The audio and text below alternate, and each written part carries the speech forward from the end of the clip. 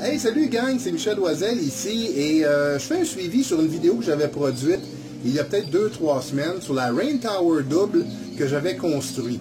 Eh bien, voici le tutoriel sur comment vous pouvez vous-même construire votre Rain Tower double avec plus de 40 espaces pour des plantes, que ce soit des fleurs, que ce soit de la laitue, de la roquette, des épinards, de la laitue frisée, de la laitue romaine, ainsi de suite.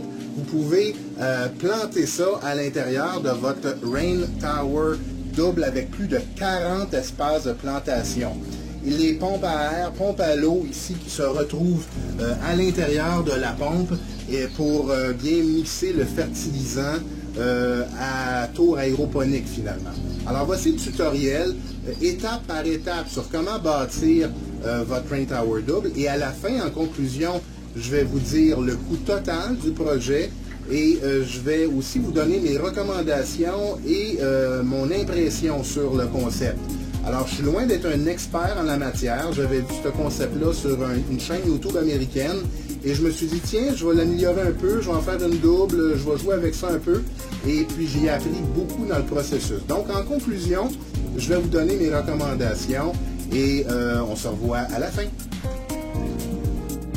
Pour commencer, procurez-vous 2 poteaux d'angle de 5 pouces chez Rona l'entrepôt, ainsi qu'un tuyau d'égout de 3 pouces de 10 pieds en PVC, 4 capuchons en PVC de 5 pouces, 2 capuchons de PVC de 4 pouces, une glacière économique de 24 pouces par 13 pouces, un bouchon et un adapteur de 4 pouces en PVC, 2 tuyaux Superpex de 3/4 de pouce par 10 pieds, 2 collets de serrage, environ 3 pieds de tuyaux de vinyle 3/4 de pouce, un coude combiné mâle 1/2, 3 raccords en T-PEX de 3/4 de pouce, 2 bouchons PEX de 3/4 de pouce, 2 adaptateurs PEX mâle et femelle, une valve 1/2, 2 capuchons en PVC, une pompe submersible Eco 633 sur Amazon, un ensemble d'accessoires et pompes d'aération dans tout bon pet shop, un paquet de 50 gobelets chez Walmart, 2 paquets de 10 litres de granulats d'argile, un minuteur avec plage de 15 minutes, des outils de bricolage de base, des paquets de papier à sabler 60 et 180 grit, de la colle à PVC et du silicone tout usage, de l'acétone, du plastique welder, une scie sauteuse et une sableuse, une perceuse avec mèches diverses,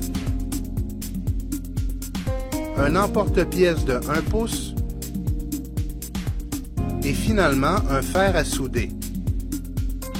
Commençons par couper les 2 poteaux à 68 pouces de longueur.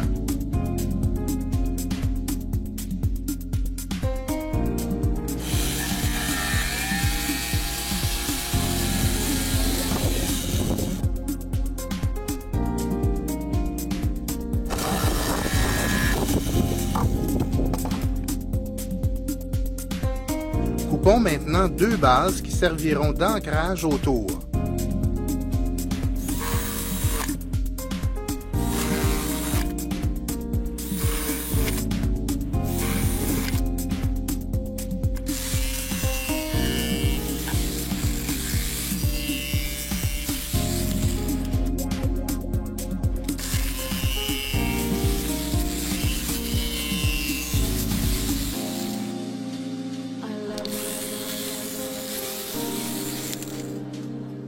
En utilisant de l'acétone, enlevez les écritures sur tout le tuyau de 3 pouces.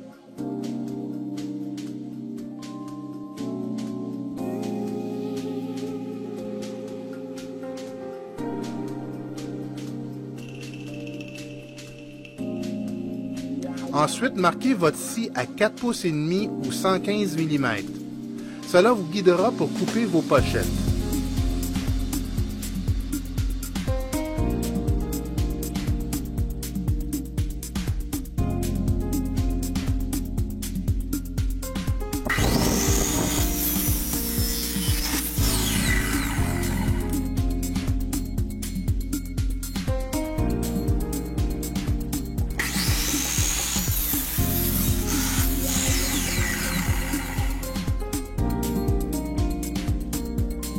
Marquez maintenant tout le pourtour de vos colonnes à tous les 5 pouces ou 128 mm. Puis inscrivez un X à tous les 2 carreaux en alternant de carreaux pour les faces juxtaposées.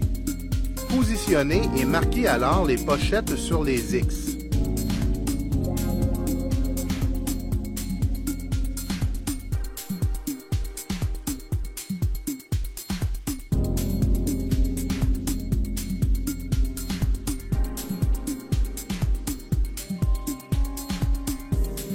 Percez ensuite les trous pour la scie sauteuse.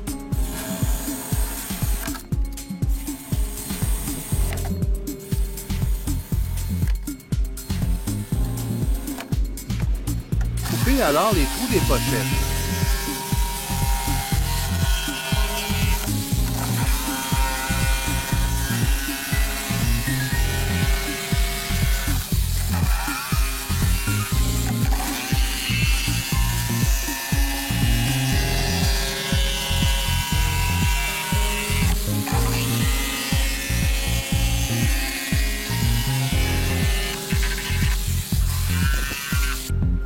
Vous pouvez maintenant sabler tout le matériel pour enlever les abrasures et le fini lustré.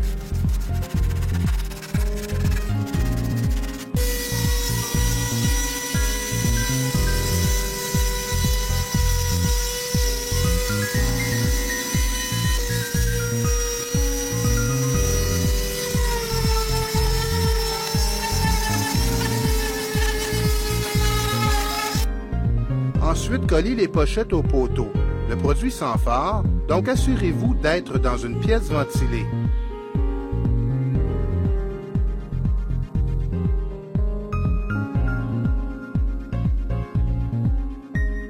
Puis bien centrer la pochette sur le trou.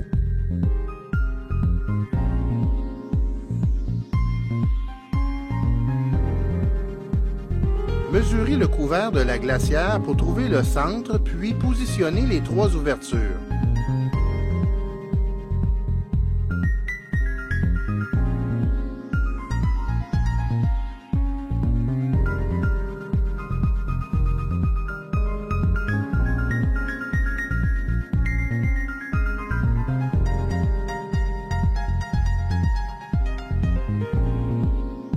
Percez les trous pour la scie sauteuse.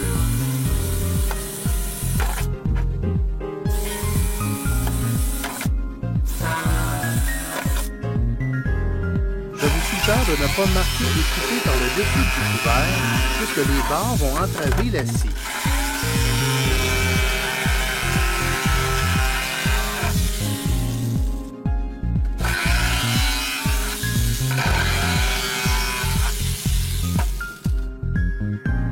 Faites cette étape par le dessus du couvert.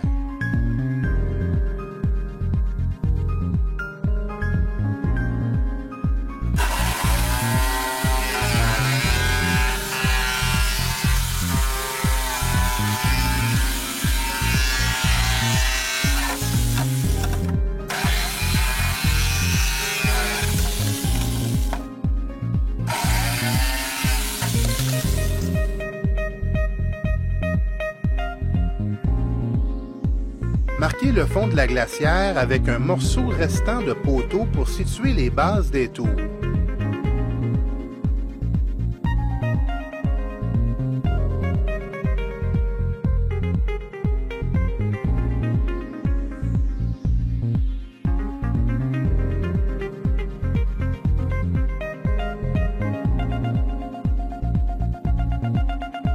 Collez ensuite les bases en utilisant de l'époxy à plastique.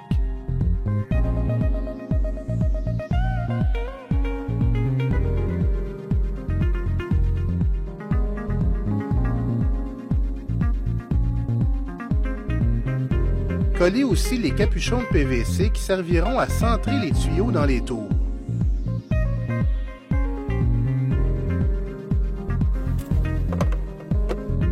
Maintenant, collez le bouchon de service avec du silicone. Pour ne pas avoir à percer et installer une valve dispendieuse, achetez plutôt une glacière avec une valve intégrée, même si elle est légèrement plus chère. Coupez alors un accès pour le fil de pompe et le tuyau d'aérateur. Installez l'adapteur de 90 degrés à la pompe et le raccord en T sans bague de serrage. Placez la pompe et l'aérateur dans la glacière. Fabriquez le tuyau d'alimentation. Installez maintenant les deux tours. Fabriquez les gouttières en perçant le centre à l'aide de l'emporte-pièce d'1 pouce.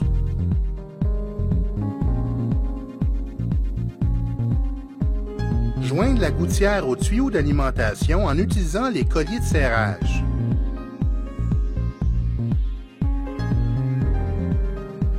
Ensuite, insérez les tuyaux d'alimentation par le haut des tours et joignez-les à la pompe. Placez un gobelet dans une pochette et marquez-le pour servir de guide.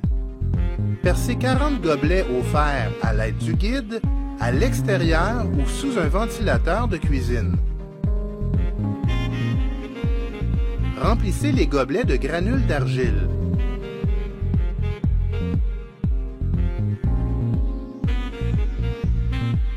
Branchez maintenant la pompe à air et remplissez la glacière d'eau fertilisée.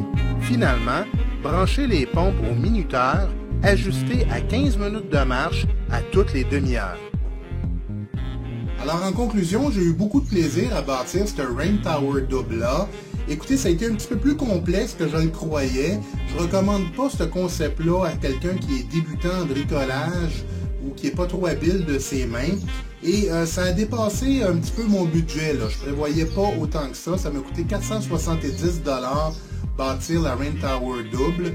Quand on calcule les abrasifs, les colles, les matériaux et tout ce qui vient avec la construction de ça, on peut penser peut-être à 1 à 2 jours de construction pour une simple et 3 à 4 jours pour une double. Et puisque aucun média à l'intérieur des tubes, bien écoutez, l'eau tombe littéralement dans les tubes. Alors on entend continuellement cette cascade d'eau-là. Et je peux dire que c'est un petit peu bruyant. Alors je recommande le concept plus à l'extérieur qu'à l'intérieur à cause de ça. Donc si on rajoutait un média à l'intérieur, possiblement que ça serait moins bruyant et on n'aurait pas toujours l'effet de chute d'eau en arrière. Si vous aimez ça, la chute d'eau, vous pouvez la placer à l'intérieur, mais attendez-vous d'avoir envie de pipi souvent. Je vous dis ça de même. Je m'interroge aussi sur les 4 côtés pour les pochettes de croissance, étant donné que habituellement, vous savez que sur le côté nord d'une maison, les plantes poussent toujours un peu moins parce que le soleil vient du côté sud. C'est la même chose pour les Garden Tower. Il va toujours avoir un côté qui est à l'ombre de l'autre, qui va pousser moins bien. Alors, est-ce que c'est utile d'avoir 4 faces? Je m'interroge encore. À moins que vous ayez des lumières de croissance de chaque côté qui peuvent favoriser justement l'exposition, peut-être qu'un autre concept serait mieux à ce niveau-là. J'ai aussi trouvé difficile de transplanter mes pousses à l'aide de mes petits cubes de fibre de roche. Là. Transplanter les cubes de fibre de roche à l'intérieur du média ici qui est plus solide, c'est un petit peu difficile et ça a occasionné quelques chocs de transplantation. J'ai quelques pousses qui sont mortes. Comme vous pouvez voir, il n'y a pas grand-chose qui pousse encore à l'intérieur. J'ai eu des petits défis justement au niveau des pousses. Je vous recommande fortement, si vous voulez faire pousser des choses, d'avoir un petit matelas chauffant spécialisé pour la germination en dessous de vos petits blocs de rock wool. Donc sinon, vous allez avoir un peu plus de difficultés. Alors j'apprends, moi je suis loin d'être un spécialiste là-dedans. Je fais juste vous partager finalement mes découvertes en la matière. Je donnerais environ 7 sur 10 pour ce concept-là, à cause de sa complexité de construction. C'est plus par contre, plus économique que si vous vouliez acheter par exemple une Tower Garden qui est annoncée sur Internet à 617 $ plus 70 $ de shipping, puis vous avez seulement 20 plants. Ok, c'est peut-être fait en plastique food grade, mais c'est quand même assez cher pour 20 plants. Alors je vous recommande peut-être de faire ça justement en vinyle qui est stabilisé, c'est quand même mieux que manger des pesticides, des OGM et toute la patente. Alors moi j'ai pas peur de manger mes plantes qui vont pousser là-dedans, mais bon, vous avez quand même le choix sur le marché. Vous pouvez vous retrouver des Garden Tower, des Tower Garden pour 617 $, mettons 700 $ plus taxes. pour avoir une tour à 20 plans. Ou vous pouvez aussi vous procurer un Garden Tower dont j'ai fait la promotion. Je me suis acheté un Garden Tower de 50 plans cet été. Et c'est pas aéroponique ou hydroponique, on plante vraiment dans le média. Mais ça m'avait donné des très bons résultats et on va les distribuer ici au Canada à partir de janvier. Je vais être un représentant des Garden Tower. Vous pouvez les avoir pour 465 $. Puis dans certains endroits, peut-être la livraison va même être incluse.